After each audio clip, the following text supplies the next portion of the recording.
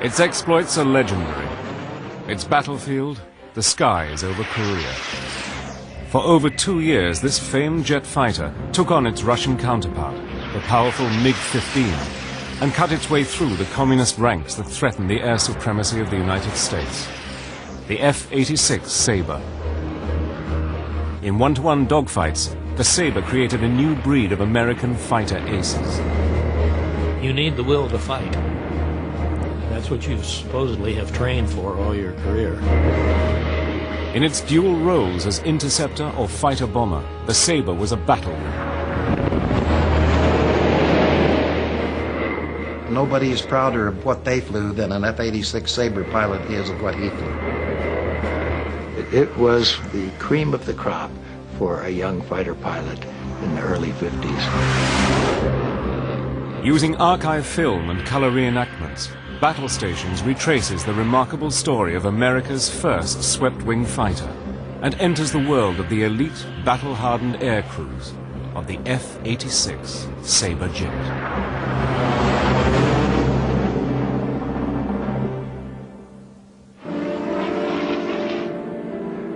By the end of World War II, the Allies were flying a series of classic fighter aircraft. The P-51 Mustang, with its high speed and long range, escorted the heavy bombers right over the heart of Hitler's Reich. The F-4U Corsair was a brilliant fighter bomber which the Japanese nicknamed Whistling Death. And the legendary Spitfire had helped the RAF win the Battle of Britain.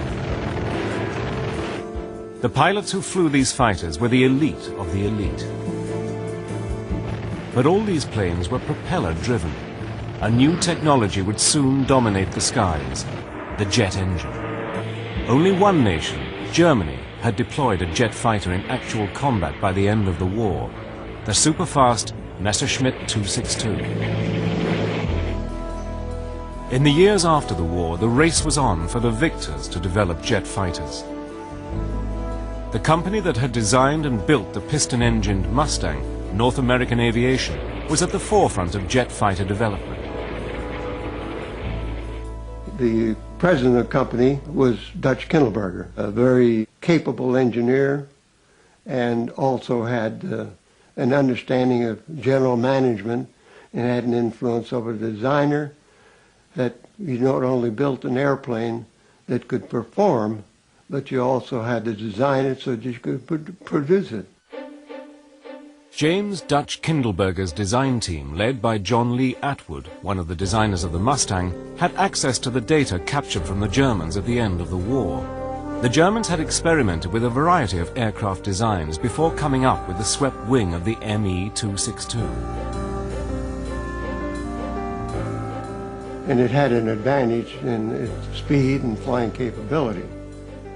And this information then was transferred back to the U.S., and our technical people studied this information and discovered that a 35-degree sweep would have a tremendous advantage on speed and maneuverability. By August 1947, North American's design team had produced a prototype jet fighter designated the XF-86. The first flight was made by George Welsh, North American's leading test pilot. Although the takeoff was a success, Welsh encountered serious problems in mid-air.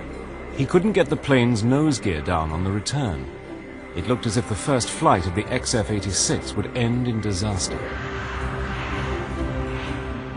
Another test pilot, Bob Hoover, was flying the chase plane alongside Welsh. Hoover saw the danger and radioed Welsh to try and land on the two back wheels. Airplane's been landed without the nose gear a lot of times, and it's no big problem for you. And I'll be right with you, and if you need any help, I'll be touching down with you and stopping with you. And I think it's the right thing for you to do. Otherwise, you're going to cost the company an awful lot of time and money to belly it in. With the plane approaching the airfield fast and the nose gear refusing to come down, Hoover again tried to persuade Welsh not to belly land the jet. As we came in on the approach, I asked him the last time he still had his gear up. I said, "George, please put the gear down. I see no danger for you." And as he slowed down, I said, now dump your flaps, which would help you to get them to keep the nose up. And he dumped the flaps, and I said, hold it off, hold it off. And as he slowed down, the air loads came off, and the gear came out and locked. Having survived its first test flight, the F-86 was put through air trials lasting several months. The aircraft first flew supersonic in April 1948, setting a new world airspeed record of 670 miles per hour.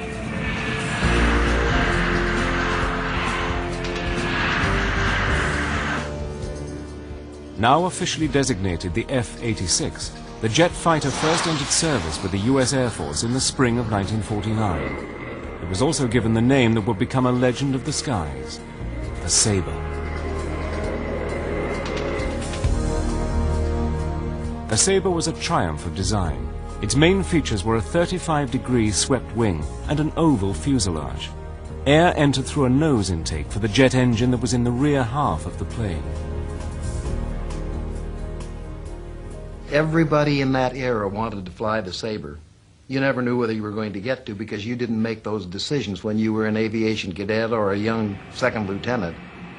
When the Sabre F-86 came along, I mean, it was just the epitome of a beautiful airplane that handled just so well, especially in and out of the traffic pattern, and of course it did a very good job.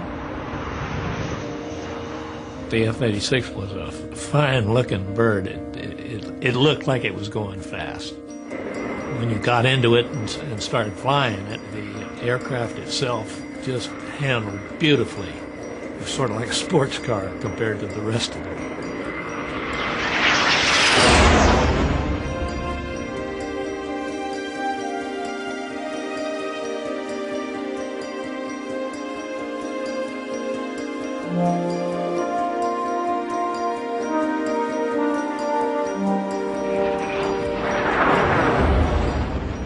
For these future Top Guns, the Sabre seemed to be invincible.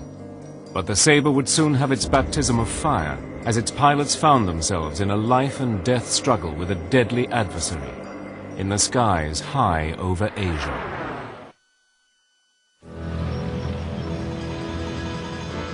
The peace at the end of World War II was soon followed by a period of tension between the two superpowers, the Cold War. With Japan's defeat in 1945, the Americans and the Soviets jointly occupied the former Japanese colony of Korea. Using the 38th parallel as the dividing line, the Communists occupied the north and the Americans the south.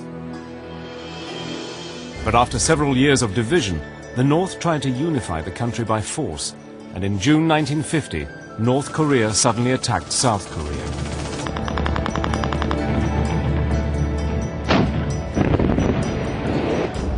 President Truman immediately pledged the United States to lead a United Nations force to defend South Korea.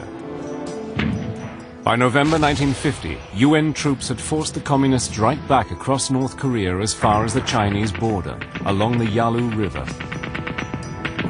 But to the amazement of the West, the Chinese now entered the war. Hundreds of thousands of Chinese volunteers came pouring down out of the mountains and threw the UN troops back in a major rout.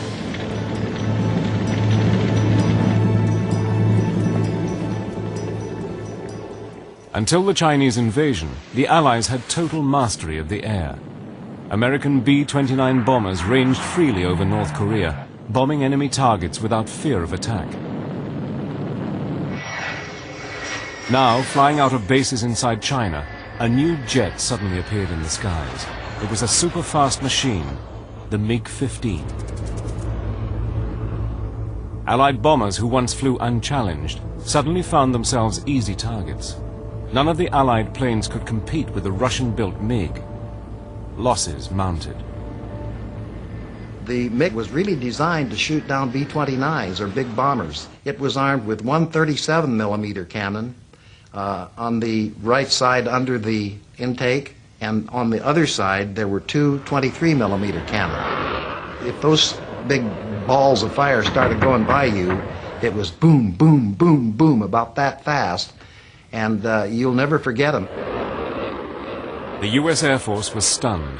They desperately needed something to match the speed and firepower of the MiG-15. Air power was clearly the major advantage that Allied forces had enjoyed at this point. So the MiG-15 was a huge threat to that. Its impact was enormous, and it forced the United States to deploy F-86 units which might well not have been deployed. It would take several months to get the Sabre squadrons operational for Korea. But US command decided to rush out an advance party of Sabres immediately. 26 F-86s from the 4th Fighter Interceptor Wing flew from their base in Delaware to the west coast. Here the aircraft were wrapped and loaded onto the decks of tankers bound for Japan, where they would then be flown onward to Korea. However, on arriving in Japan, their commander, Lieutenant Colonel Bruce Hinton, found that his urgently needed jets had been damaged.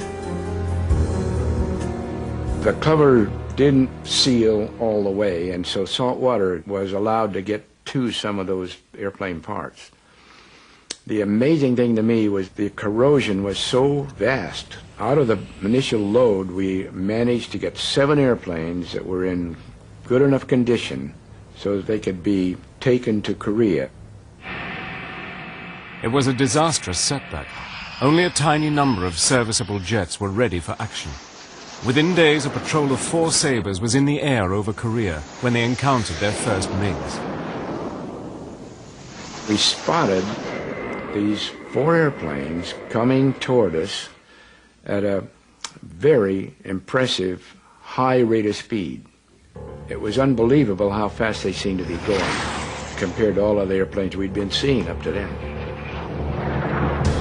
The astonished pilots took evasive action against the equally surprised MiGs. The lead Sabre rolled his jet to come up behind the MiG leader and fired. I used almost my entire load of ammunition on him before he finally looked like he was out of control and went on into the ground.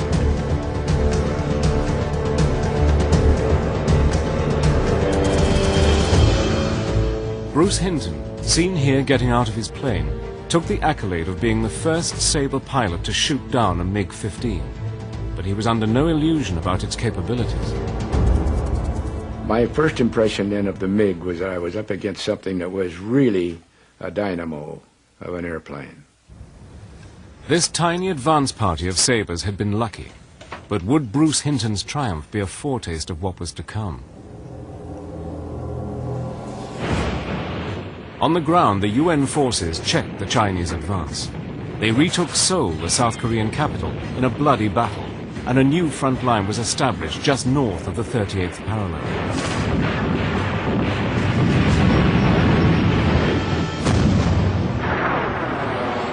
The majority of the Sabres arrived in Korea in early 1951.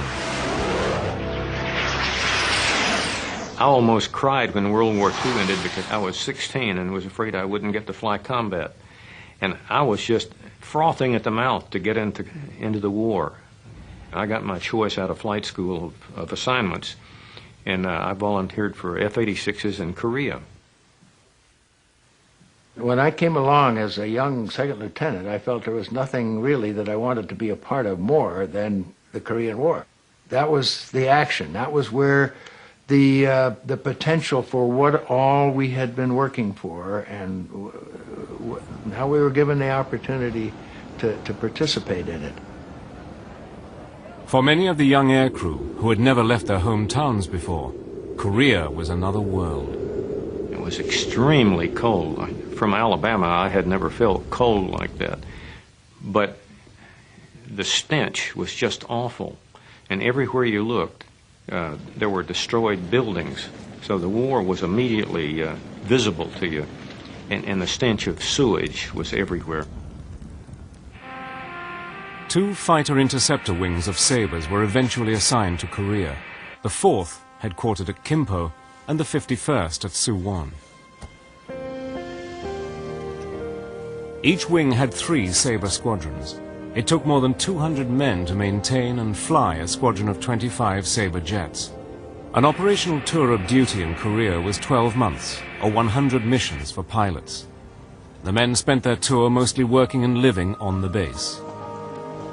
Our quarters were up on a hill that overlooked Kempo Air Base, K-14, and it was an old Japanese fighter base, and we lived in Japanese barracks.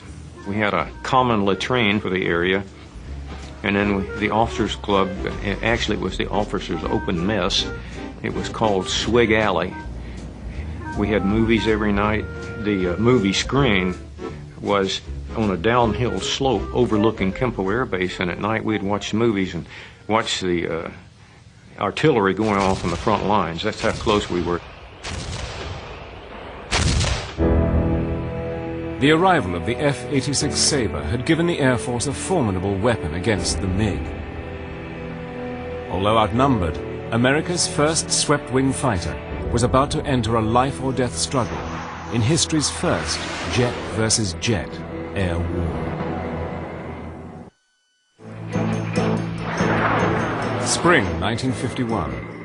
In the skies over Korea, American and Chinese fighters, equipped with the most powerful aircraft to date, were about to engage in the first full-scale jet versus jet combat in history. The sheer speeds of the jets in air combat were incredible. Two jets approaching head-on could be closing at over 1,200 miles per hour. Dogfights could be over in a split second.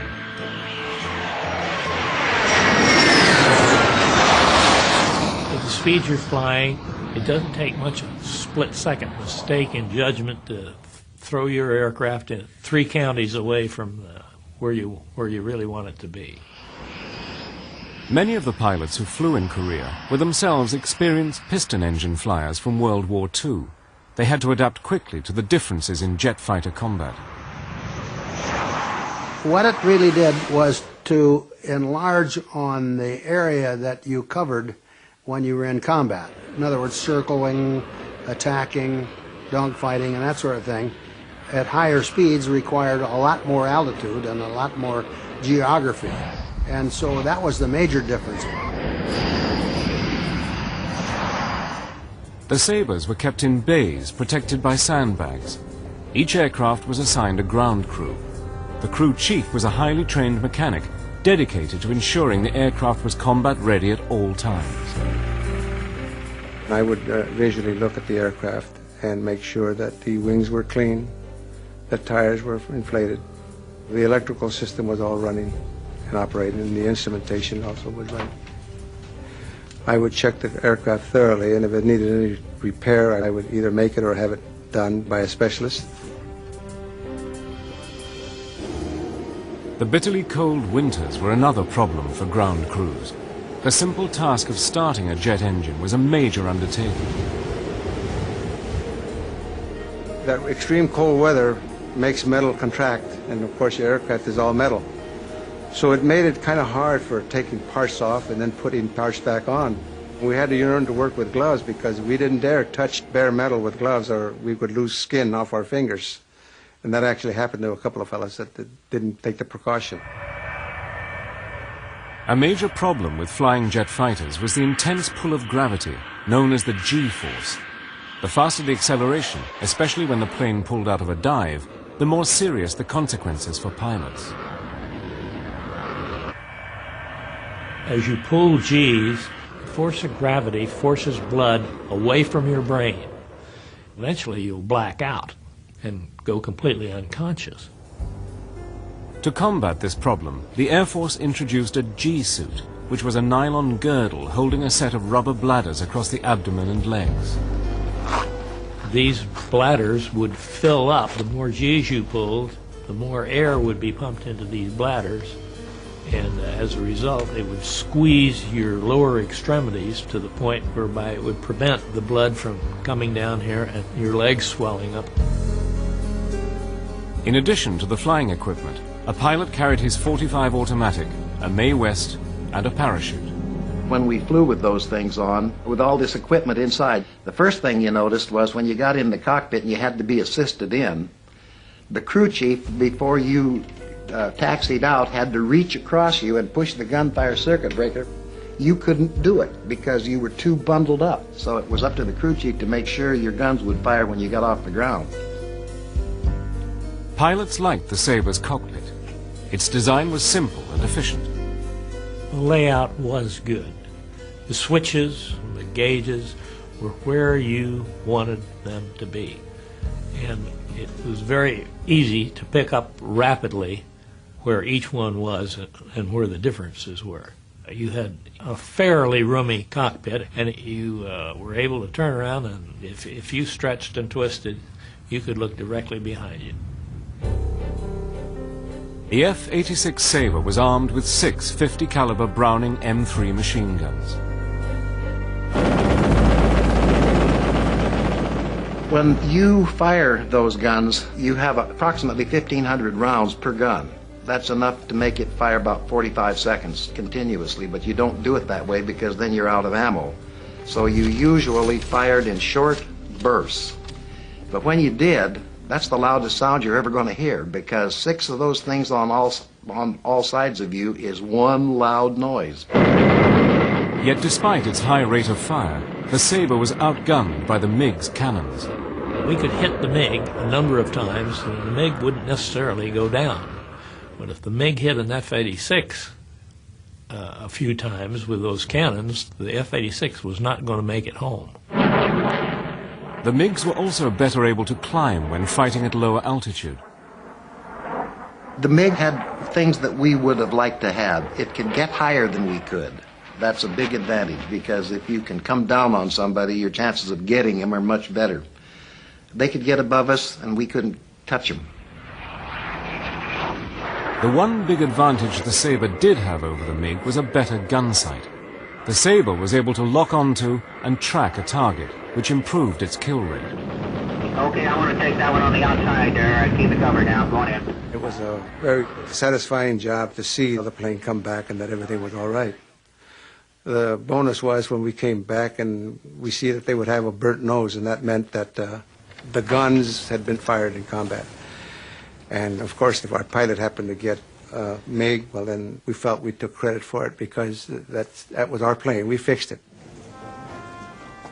Each morning the pilots were briefed on the day's missions, which could be close support for bombers or routine combat patrols. The Sabres would take off at 3-second intervals and cruise at about 40,000 feet, constantly on the lookout for MiGs. Tactics were similar to those used by the German Luftwaffe in World War II. Most of our formations were flown in what we called a fingertip formation. And that's because your fingers are the same positions relative as the planes in that four-shipper. This would be the leader out in front. This would be his wingman, the number 2 man. This would be the element leader, number 3, and 4 would be his wingman. But the essential combat unit was a pair, a leader who was covered and protected by his wingman. You have to almost be two-headed. You have to watch your leader, and you have to maneuver with him, but your sole job is to keep him clear, because when he's shooting, he can only concentrate on the gun sight and the enemy aircraft up ahead. Wingmen learn to fly backwards in the seat and still stay in formation. It was just terrible to say, "Lead, I've lost you," on the radio. I mean, that was just the worst thing you could possibly say. But in spite of the deployment of 150 Sabres to Korea, it remained outnumbered by the MiGs. When the two jets met in face-to-face combat, the encounter often came down to the skills and courage of the individual pilots. Armed with the most lethal fighter in the Air Force, American Sabre pilots were about to take on MiG pilots in some of the fiercest dogfights ever seen.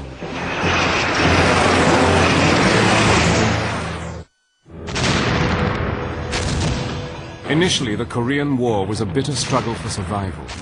But after 6 months of brutal combat, it settled into a war to contain communist expansion in Asia. Many in the US military regarded Korea as a war fought with their hands tied behind their backs. They believed they were not allowed by the rules of engagement to take the action that would bring total victory. The air war was mostly fought over North Korea.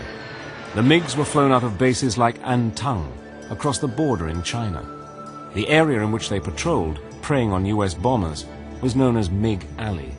It was here that most of the dogfights took place.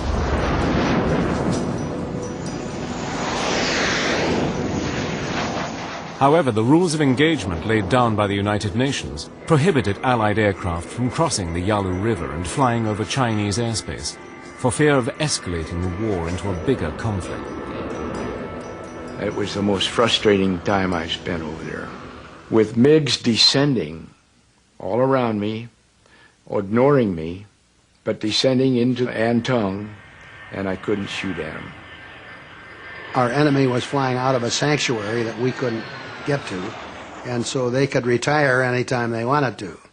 But we found ways to overcome that, and although we don't talk about that much, I don't think it's been publicized much. We crossed the Yalu River periodically and went over where they were, and they knew it, and they knew we were doing it. Flying the long distance to MiG Alley meant Sabres only had about 20 minutes combat time before having to make the return journey to home base. We had to go 200 miles into enemy territory to get to them. It was usually up on the Yalu River. That made our job tougher because we couldn't stay there long. They were fighting above their own airfields a lot of the time. If they got hit and had to bail out, why, they were up again the next day. If we got hit and didn't get killed, we were a prisoner. We knew that the North Koreans were killing our prisoners of war, and 66% of ours and the United Nations POWs never made it home. So we knew that it was a big, big danger.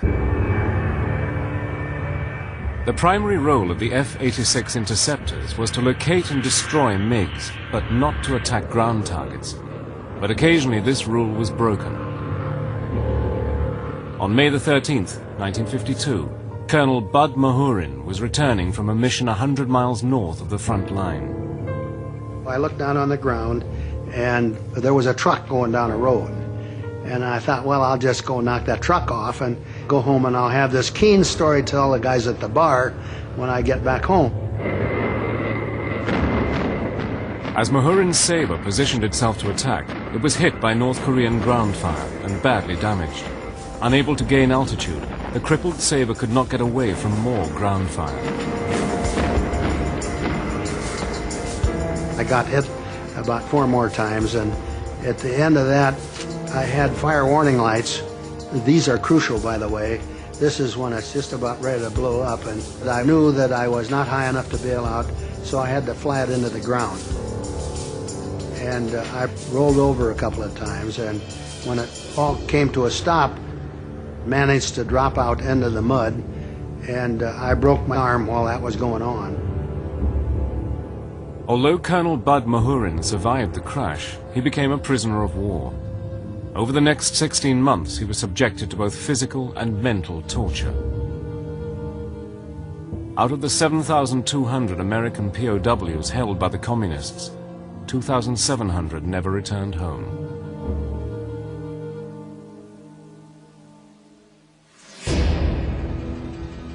Although the Soviet Union was officially not part of the conflict in Korea, Russian pilots were actually flying MiG sorties and training Chinese pilots.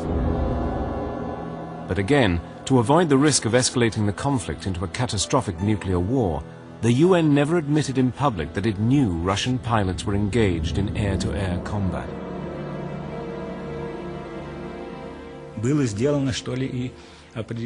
A certain secrecy had to be maintained. Because of that, we were supposed to always communicate in Chinese in the air. There were certain restrictions for us. We were not allowed to fly over the sea because one could be shot down, and we had to avoid at all costs being taken prisoner. Sabre pilots soon began to recognize the Russian-flown MiGs. As I looked around, just as he was getting ready to break off the attack, why, he was probably only 30, 40 feet away, and he had just carrot red eyebrows. And I thought, that's very strange for an Oriental. The communists formed training flights of up to 200 MiGs. Chinese and North Korean pilots were usually less well trained than the Americans and less eager for action. The MiGs frequently used to come down through us, like on an express elevator. We used to dive straight through and keep going.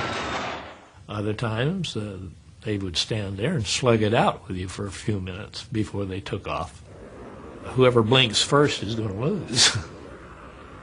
Aerial combat is a very impersonal thing. You know that there's another individual there, but it's more of an airplane and its performance, and I'm not being cold about it, but it was a challenge of airplane versus airplane and not that much concern about the people involved. The MiGs outnumbered Sabres by 5 to 1. Ambitious American pilots knew that they could quickly make their reputation by shooting them down. A new breed of ace soon appeared in Korea. Pilots who proved themselves to be determined and ruthless hunters. Making ace, the term, was developed by the French in World War I. And if a pilot got 5 aerial victories, then he was declared an ace. And it became every fighter pilot's dream to get 5 kills. And that was certainly my dream. It was just fighter versus fighter, which is the greatest sport there is. You need the will to fight. And that's what you supposedly have trained for all your career. And now that the time has come, you're supposed to put up. My all-time favorite ace of aces was Ralph Parr, because he would tackle 8 MiGs all by himself and just go round and round and round with them. Ralph Parr was tested to the limit during an encounter with a Russian ace. This film was taken by the gun camera in his Sabre. I took him off my squadron commander's tail and let him know that I was there by shooting in front of him just to get his attention. And we went into a dogfight that lasted for 6 minutes before I pulled the trigger again. 6 minutes of violent maneuvering, and anything I could do, he could do just as well. And I had the gun sight almost on him, but it wasn't there, and I didn't fire. You don't shoot until the picture's right. Parr fired a burst at the MiG, but it was too far away. First time I shot at him, I was pulling 9.5 Gs and my gun sight fuse blew. And from that time on, it behooves you to get closer so you don't miss. I nailed him from somewhere in the vicinity of about 20 to 30 feet. Ralph Parr shot down 10 MiGs, making double ace in just 7 weeks. He was a real professional. And he retired as the most decorated fighter pilot in the Air Force. Some Sabre aces had an arrogant, devil-may-care attitude.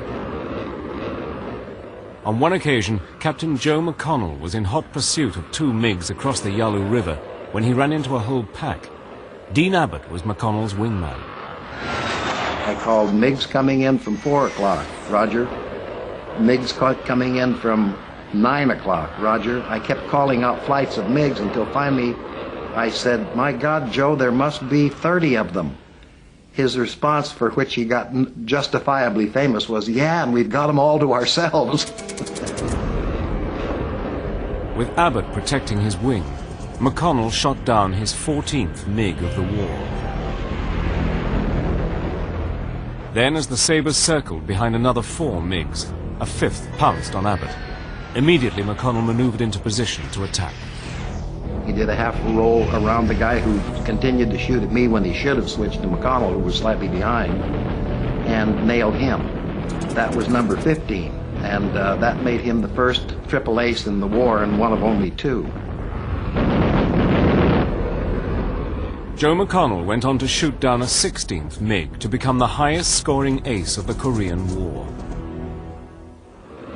In the span of just 2 years, the F-86 Sabre had proved itself as an interceptor and more than a match for the MiG. But as the demands of the war continued with no end in sight, it was now about to take on a new role as a deadly fighter bomber. From the first day of the Korean War, the ability of the ground forces to call in fighter bombers for support had been crucial. The Air Force had been using F-80 and F-84 jets for low-level ground support, but the speed and maneuverability of the Sabre also made it ideal as a fighter bomber. It was a tremendous fighter bomber. The real advantage we had with the 86 was that we could go anywhere we wanted, drop the bombs, and we could engage the MiGs and be fully capable of handling both roles. In April 1953, the 8th and the 18th Fighter Bomber Groups were armed with the new Mark F Sabres. An improved engine meant the Sabre could now rival the MiG's rate of climb up to 52,000 feet. Air crews were now trained in low-level flying. Some pilots even transferred from the interceptor wings to join the new fighter bomber groups. The interceptor guys, if they get MiGs, get the glory. But the real fun in flying that airplane was to hit targets on the ground. And it was a good airplane for that role, too. Meanwhile, in California, Bob Hoover, North American Aviation's celebrated test pilot, had been testing a new bombing technique with the F-86F when he was contacted by the Air Force. The general said, I understand you're doing some very successful bombing with the airplane. And I said, yes, I think we've got a technique that I can drop 10 or 15 bombs right on the target anytime you wish me to. So he watched me just pickle them off one after the other right into the target. And he said, get your bags packed. He said, you're going out to Korea right now. Hoover was assigned to the 18th Fighter Bomber Group to take part in a special mission to test his new bombing technique. I was cleared for top secret, and the colonel who was conducting the mission, the leader of it, he said, we've got a civilian going with us today, and if he has any kind of a malfunction and has to get out of that airplane, it's our responsibility to make sure he doesn't hit the ground alive. The target was a vital North Korean bridge, which had miraculously survived previous bombing raids. As the flight approached the bridge, Hoover was eager to demonstrate his new technique, but the group leader was in line to bomb the target first. I was the number 2 person in this 16-bird flight, and I released my bomb and pulled up, and someone behind me said, hey, boss, you got a direct hit, meaning the colonel had gotten a direct hit and the bridge was gone. And I just knew I had knocked it out. And so then a formation pulls up together. Now this is good luck. The leader had a malfunction and he still had his bombs. Now, you know, nobody would ever believe that that technique really worked had that not been so lucky for me. During the spring of 1953, Communist forces began to plan a series of major assaults, which they hoped would strengthen their position at the truce talks taking place at the United Nations in Panmunjom.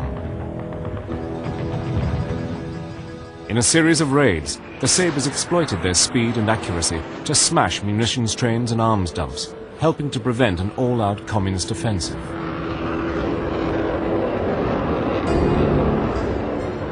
We could commence or dive at 30,000 feet. In about 20,000 feet, you could identify your target, and you go all the way in. You drop your bombs, the bomb goes off, and before they hear the noise of the aircraft.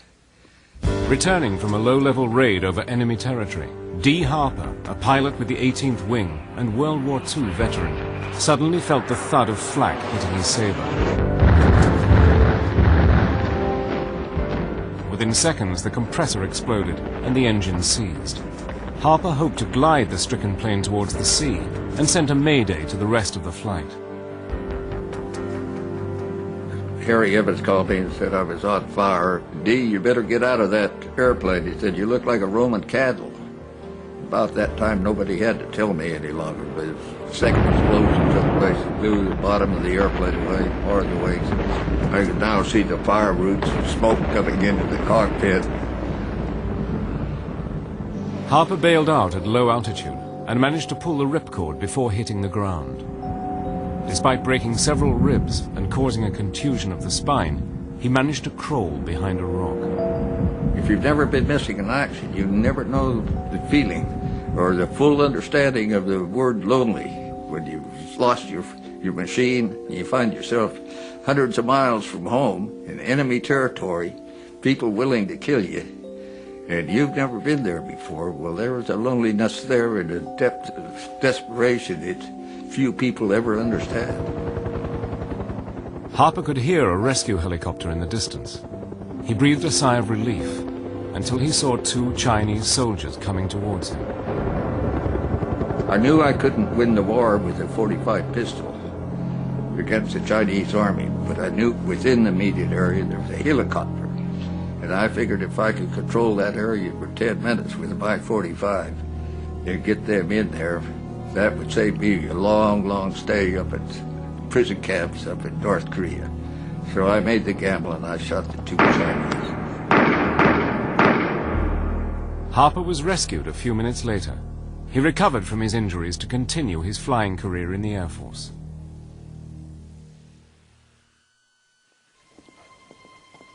In June 1953, the talks at Panmunjom finally led to the signing of a ceasefire. To the soldiers and airmen in Korea, it was a relief. The war had cost dearly. 54,000 Americans had lost their lives. Chinese losses ran into hundreds of thousands, and the Koreans lost more than 1 million people.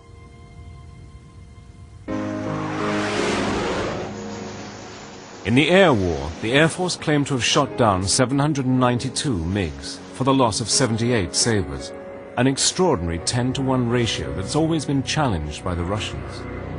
The very speed of the air-to-air battle made it very difficult to calculate exactly who had shot down an aircraft.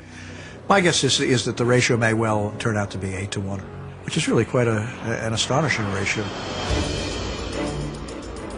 The superior training, attitude, and determination of the Sabre pilots had made all the difference against the communists. I just felt I was very privileged to be able to work on our aircraft. I have a sense of pride of being with the very best I thought the Air Force could produce, both in airplanes and men.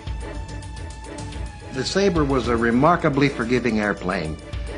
You didn't even have to necessarily be a very good pilot to fly it because it was good to you. It was hard to make a mistake in it that would kill you. It became part of me. We were one piece. So that I wasn't lowering a wing. The whole thing was a maneuver. It was just the way it felt. It was a beautiful airplane to fly. For 2 years, the F-86 faced a lethal enemy in the skies over Korea, where it outperformed the MiG and held the line. It became one of the great fighter jets of the 1950s and 60s. For many pilots, the Sabre has remained the ultimate jet fighter. I've had the privilege of flying most of our current airplanes all the way back to the first jets. And I can tell you that of all of those airplanes, I felt more comfortable, more at home in the F-86 Sabre jet than any of the rest of the airplanes. I have about 5,000 hours of fighter time, so I got to know quite